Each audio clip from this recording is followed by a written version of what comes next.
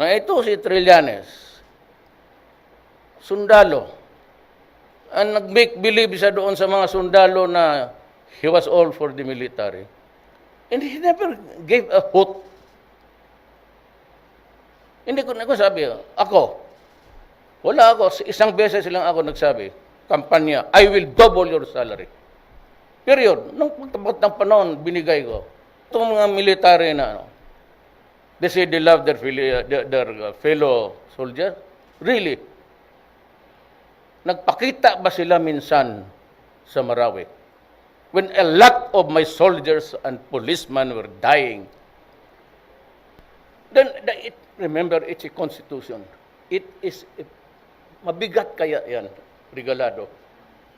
Biro mo, you pardon criminals in this country and you can delegate it to just somebody? Just like that? Parang ginawa nila ang gobyernong laruan.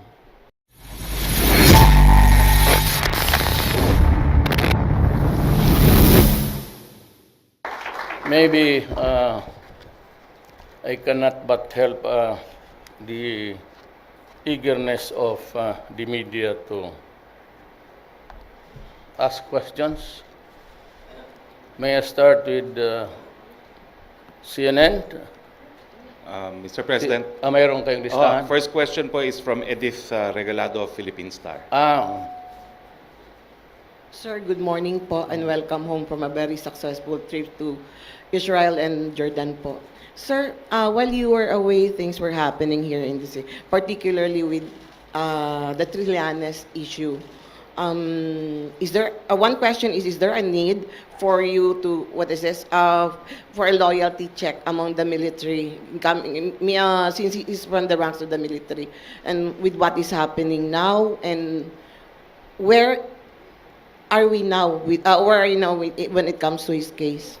Look, right at the beginning of my term as president, I've had several discussions and far and between the months that followed. I've always stressed to the uniformed people of our government that they should not nurture in me or in anybody else in my cabinet and government loyalty. I said, you should focus your loyalty to the flag of the Philippines and the Constitution. Sabi ko sa kanila, prangka, sabi ko, I do not need loyalties. I was elected as president and I intend to serve. But if somehow there's anything that is really demanded of the moment, then there is no problem. Do not bring me the armor or anything. Just tell me. We can have coffee or invite you, and I will, well, anybody who is interested, I will administer you. Now, what followed, or what will follow rather, hindi ko na problema yan. So, the ministry, impeachment, mutiny, kudeta, lahat. Well, ako magtrabaho lang. Kung ayaw ng Pilipino, di talang, bababa ako. Walang problema yan. Hindi ko ipapasubo itong mga to na magpatayan. Kasi armed forces, pati police, magkaharap nan, hindi naman ako. So why would I sacrifice the lives of people, my own countrymen, to do this? We can go somewhere else. But for me to order to shoot at each other, I will not do it. Maghanap na lang kayo ng ibang presidency. I will not do it. And I do not, said time and again, this is about siguro the nth time. And all commanders, you can ask them, wag kayong utang na loob sa akin. You deserve where you are now on what you got. Wala kayong problema sa akin. It is our nation. Kung pasabugin natin, di pasabugin natin. Or we can live throughout the years and improve on what we have now. But yung mga intriga na kudita, look, I am here to enforce the law. Yung kay Trillanes, alam mo, ang totoo niyan, ang nag-research, si Kalida. Just like kay Sereno. He was the one who was, alam mo, si Kalida medyo bright na matino. Pag sinabi ng Solgen may mali, and this has to be corrected, I cannot refuse. He is the government lawyer. I am not. Though I am a mayor, or a mayor and president, I cannot insist, lalo na in view of the fact that it was already recorded as a public paper. So kung ano yung sinabi niya doon, yun ang paniwalaan ko. Kung hindi ko pinaliwaan niya si Kalida, tinapon ko na yun sa, ayaw mo kung saan. You know, as a lawyer, you will ask me, and I will just advance my answer to you. What's your basis? I cannot discuss with you the merits. I do not know if it has been filed, or if it is already assigned to a division. But what I can say is this. In the matter of granting pardon, pati amnesty, is a constitutional mandate of the President. Wala doon kay Kalida, pero ito noon pa. Alam ko, I just don't want to rattle the boat because magkaibigan na kami lahat eh. Pati yung mga military dumaan ng Mindanao at inabot ako ngayong residency, they're all my friends. I hate to mention si Bolt Gasmin. In many years, paghabang nandito yan sa Davao, tinatawag ako. After dark is the usual place where we get to drink and talk a lot until we all are drunk. So, ang nakita ko kasi ganito, the power to pardon and the power to grant amnesty with the concurrence of Congress is a presidential power. It cannot be delegated to anybody else. Constitutional mandate yan. The President has the power to grant pardon and amnesty with the concurrence of Congress. Now, yung umabot dito ngayon sa labas, after the term of, nalaman ko yun. Kasi malapit rin kasi ako sa military, hindi lang naman sila eh. As a matter of fact, we were together in Congress at lahat. Ito ngayon ang problema. It was Gasmin who probably one of those who investigated the case. Yung kudeta pati, mutiny or rebellion, at least at the very least. Then he recommended for the amnesty ng lahat. Ang problema dyan, may mga requirements. One is that you have to do it in a particular office in the Armed Forces of the Philippines organization. And it must be J1 administrative. J2 is J3 is intelligence. Ganun yan eh. Ngayon, it was, kaibigan ko, sabi ko, I hope that it would not get to this far. Remember, we never started the Rocos. It was all Trillanes pretending to be a crusading soldier when as a matter of fact, wala naman silang ginawa. Then, tignan mo, sa panahon ni Bolts, nandiyan naman si Trillanes. Nagka-increase ba ng sweldo ang sundalo baski 5%? Nandiyan siya ha, in Malacanang. and he was taking the cudgels for the military. He not only abandoned the vision of the military, he became a corrupt guy, collecting dyan sa mga negosyante. Para siyang abogado. Alam namin yan, kasi ang negosyante, baski na paano mo taguin, nagsasabi talaga yan. But I do not want to talk to businessmen for that. Kaya I do not allow businessmen to go to. Except, I said, if you have a problem about corruption, I will give you a 24-hour leeway. Anytime about corruption.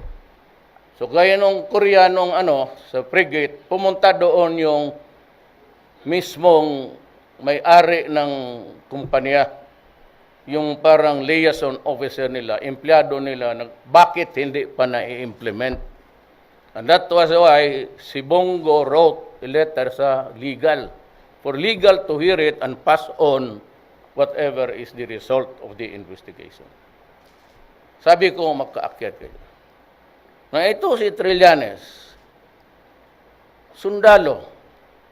Ang nag-make believe siya doon sa mga sundalo na he was all for the military. And he never gave a hoot. Hindi ko sabi, wala ako, isang beses lang ako nagsabi, kampanya, I will double your salary. Period. Nung pagtabot ng panahon, binigay ko. Siya, military siya, malapit siya kay Aquino. Andyan si Borg. Ngayon itong mga military na, they say they love their fellow soldier. Really? Nagpakita ba sila minsan sa Marawi? When a lot of my soldiers and policemen were dying, pumunta lang ba sila doon to sabi, I condole with you? Yan pag sabi mo, nagmamalaki sa sundalo. And always, all the time, tatakutin ang kako pati. We have mga mangmista ko. Is that how low you can get? Is the military that empty? Natakutin ko lang sa mga mista niya kasi hindi ko na gusto ng mga sundalo. Oh, well, kung hindi ibigay mo sa military, bakit ka takot? Ibigay mo. Kung gusto nila magsabi sila bukas, kayo, bababa ako. Totoo lang. Bakit ako pagpagkuntis niyang payabangan? Anong naibigay niya sa military?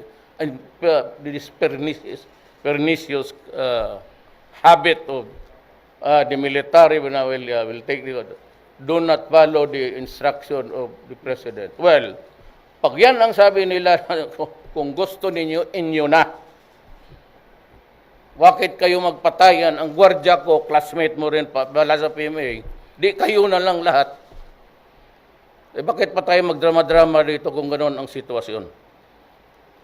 Sinabi ko sa inyo, I'm old.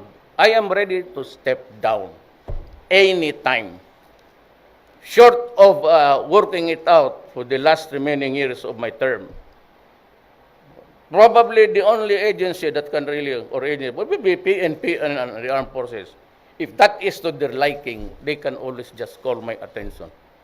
We'll have coffee in Malacanang and say, okay, you want me to swear you in? Is it a military junta or have you decided to select the son of a bitch? Gusto niya yung leader na yan? O sige. Yan ang nagmamalasakit sa military. Kalimutan niya lahat. Now, hindi pa ako regalado donut. Kami yung walang tulog. Tumindig ka muna dyan, makinig ka. Yes, sir. Hindi, binibiro ko lang. Sabihin ka ng media. Kami mga taga-Davao, alam namin yung biroan namin dito. So yan. Ang isa is si Bot, he recommended that a general amnesty be given. And then, after his recommendation, he approved it. Siya mismo ang nag-grant. Siya ang nag-recommend. Eh bakit ka pa mag-recommend kung ikaw lang pala ang pipirma, diretso ka na. So, what's the crime of both? Sabihin ko siya, usurpation of authority. Lahat yan sila may tama dyan. Kaya sabihin nila, de facto martial law na pinapakulong. Sino pinakulong dito?